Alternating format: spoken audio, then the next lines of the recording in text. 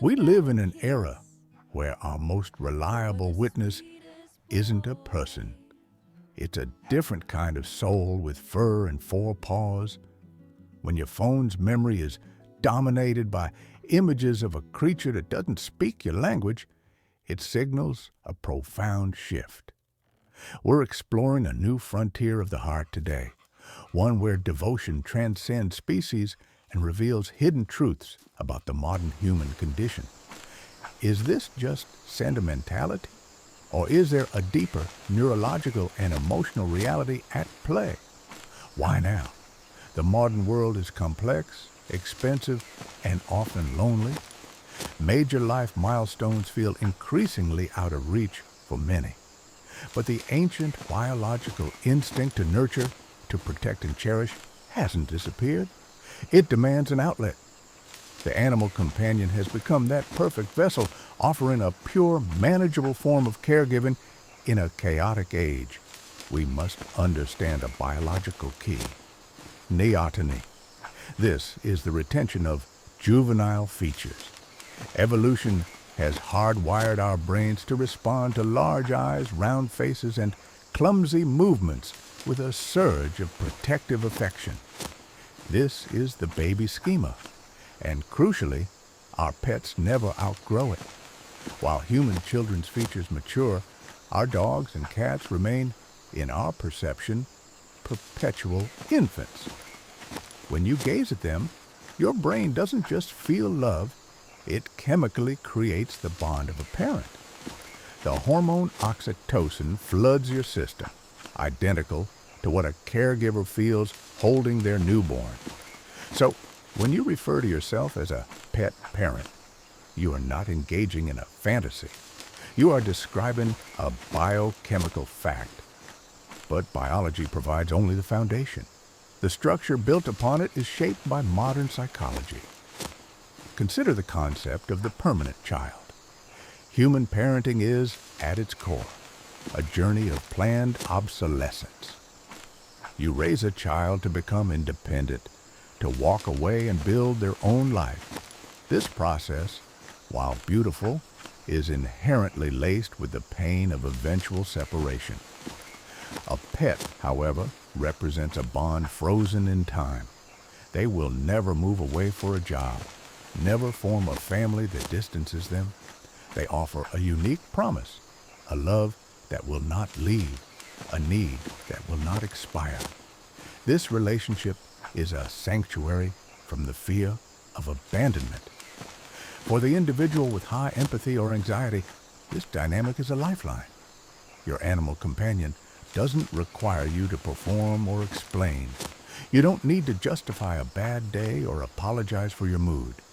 They offer a judgment-free zone in a world saturated with evaluation. In their eyes, you are not your job title or your bank account. You are simply their entire world.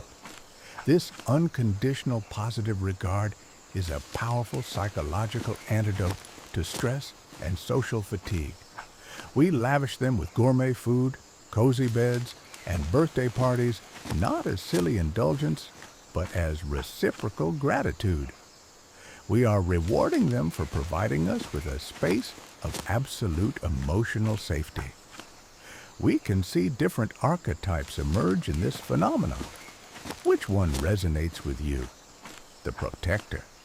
Your vigilance is boundless. You research the best nutrition, you worry over every sneeze, you might even use a pet camera. Psychologically, you likely channel a protective, perhaps anxious energy into this one sphere you can control.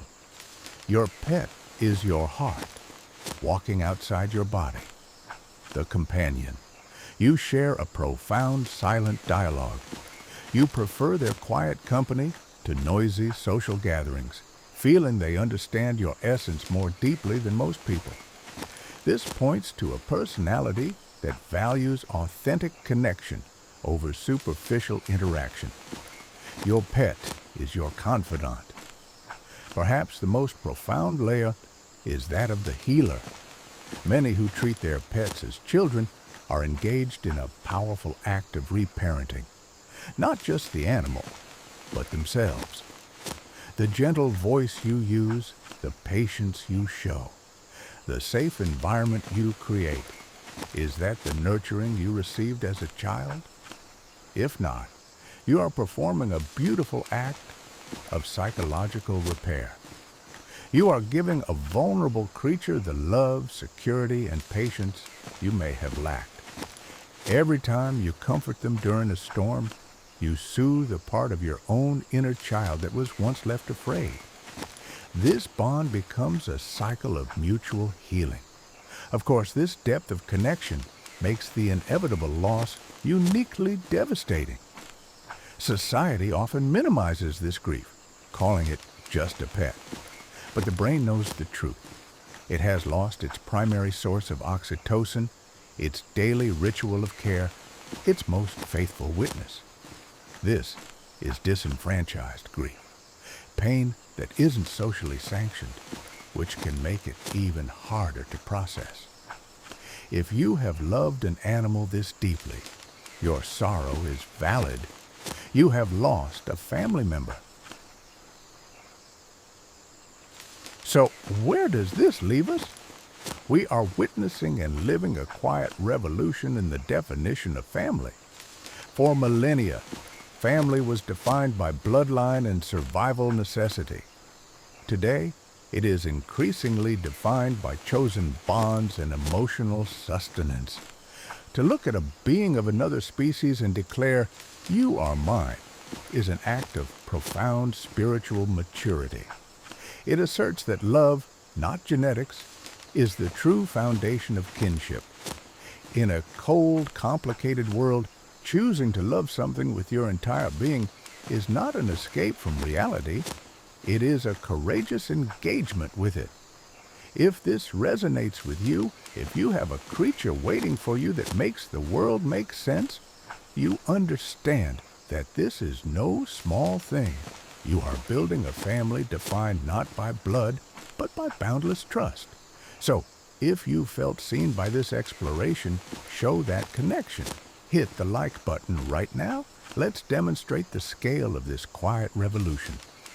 For more insights into the hidden patterns of human emotion and behavior, subscribe to Winds of Thought, because sometimes the most important history is the one written not in books, but in the silent understanding between two different kinds of souls.